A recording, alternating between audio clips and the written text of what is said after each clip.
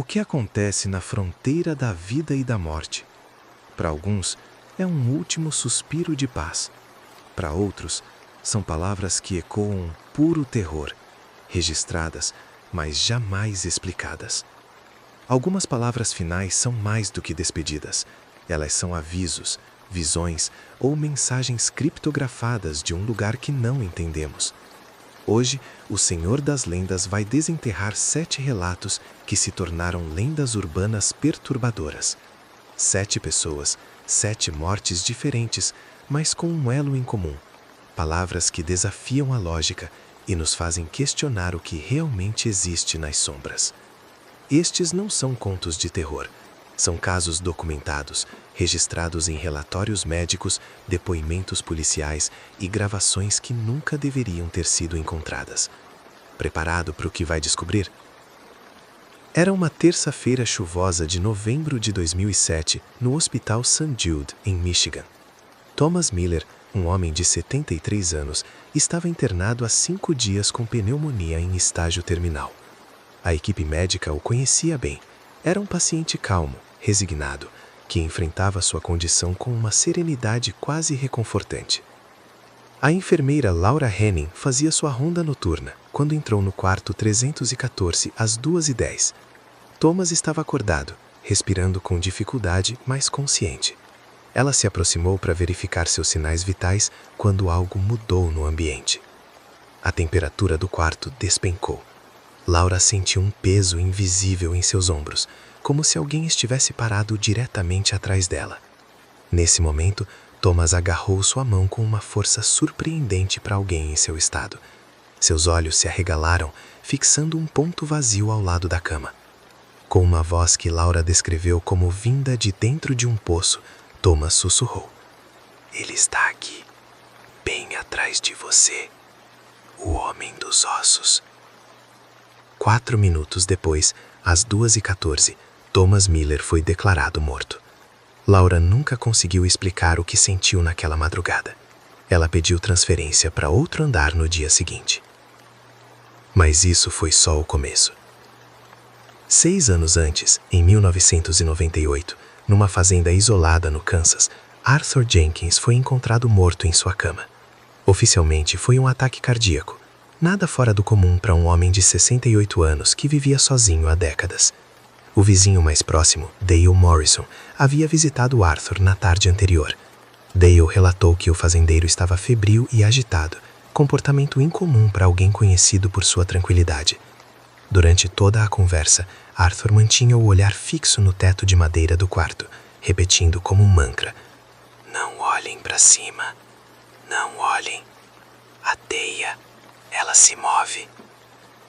Dale achou que era delírio da febre e foi embora. Na manhã seguinte, encontrou Arthur morto.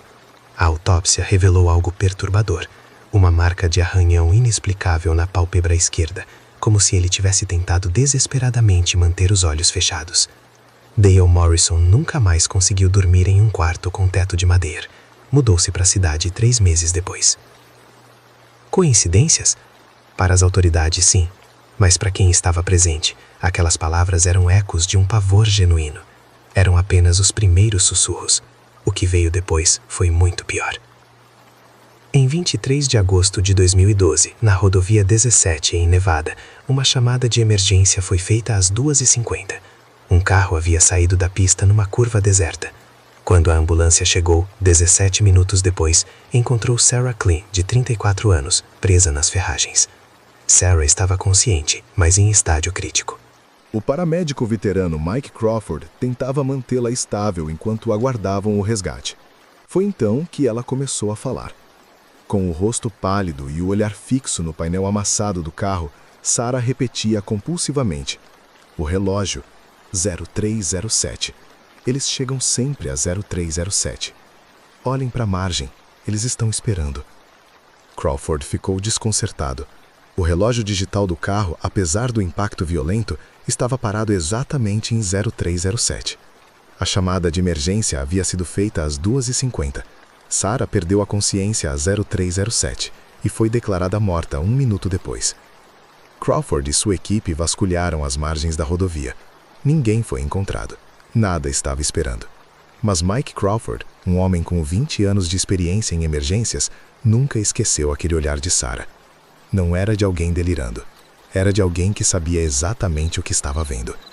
0307. Uma coincidência bizarra ou um padrão aterrorizante? 3 anos antes, em Nova Orleans, o detetive Robert Hayes foi encontrado morto em seu apartamento. Hayes era renomado por sua mente afiada e métodos pouco convencionais. Estava investigando uma série de desaparecimentos aparentemente não relacionados quando foi vítima de envenenamento lento. No bolso de sua jaqueta, os investigadores encontraram uma fita cassete. O áudio continha sua voz, claramente gravada pouco antes da morte. Sua respiração estava pesada, laboriosa, seguida por um sussurro quase inaudível. Não é um corpo, é uma casca vazia. Ele os observou por dias, por trás daquela porta. A luz não é a luz. A fita termina com um ruído de estática e um clique seco. O diário de Hayes, encontrado ao lado, tinha um círculo vermelho em uma data, 3 de julho, e uma anotação, 0307 AM. A porta para a qual ele aparentemente apontava em suas anotações levava a um armário de vassouras, nada mais. Quanto mais fundo se investigava, mais as conexões surgiam, forçando a realidade a se dobrar sobre si mesma. Em Seattle, no ano de 2001, o músico underground Leo Vance foi encontrado morto em seu estúdio de gravação particular. A causa oficial foi falência múltipla de órgãos, sem motivo aparente. Leo havia passado os últimos 2 meses obcecado em gravar uma melodia que não existe. Seu colega de banda, Marcus Reed, foi a última pessoa a vê-lo vivo. 2 horas antes da morte, Leo ligou para Marcus num estado de pânico controlado. Suas palavras foram registradas na secretária eletrônica. Marcus, consegui. A frequência, ela não deveria existir, mas existe. Eles sabem que eu sei. Quando você ouvir isso, não toque no equipamento. A música, ela toca de volta. Marcus encontrou Leo na manhã seguinte, sentado diante de um equipamento de gravação que estava ligado, mas completamente silencioso. Os cabos estavam todos conectados, mas nenhum som saía dos alto-falantes. O que mais o perturbou foi a expressão no rosto de Leo.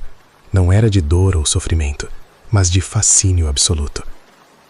Marcus nunca tocou no equipamento. O estúdio foi lacrado e demolido 6 meses depois. Naquele momento, ainda parecia coincidência, mas havia 2 casos que mudariam tudo.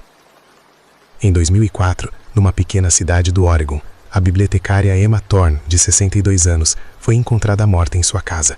Emma era conhecida por sua memória excepcional e amor pelos livros antigos.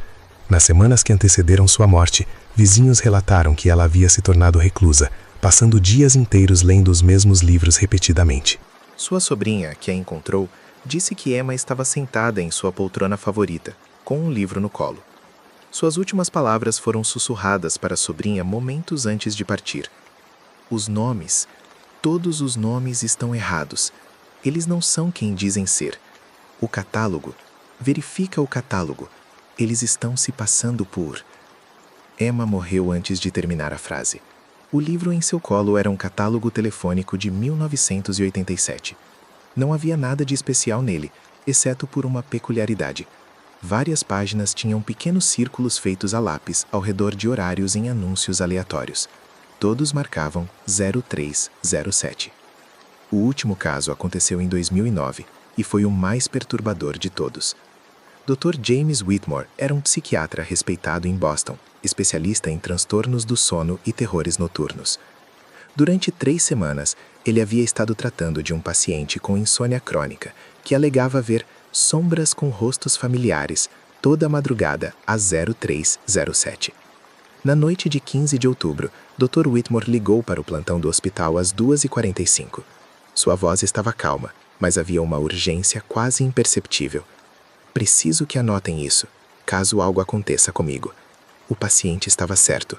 Eles não são sombras, são reflexos. Reflexos de pessoas que já morreram, mas que ainda estão observando. A 0307. É quando a barreira fica mais fina. A ligação foi interrompida a 0307. Dr. Whitmore foi encontrado morto em seu consultório na manhã seguinte. Ataque cardíaco, segundo a autópsia. Mas havia algo estranho. Todas as superfícies reflexivas do consultório, espelhos, vidros, Até a tela do computador estavam cobertas com panos ou papéis, como se ele estivesse tentando evitar ver alguma coisa que sabia que estaria olhando de volta. 7 pessoas, 7 mortes, 7 conjuntos de últimas palavras que desafiam qualquer explicação lógica. Todas conectadas por um horário impossível de ignorar, 0307. Os arquivos desses casos foram transferidos para diferentes departamentos. As investigações foram arquivadas sem conclusão. As famílias pararam de fazer perguntas, mas os registros ainda existem, espalhados em hospitais, delegacias e arquivos médicos pelo país. Algumas pessoas que tiveram acesso a esses documentos relataram experiências similares.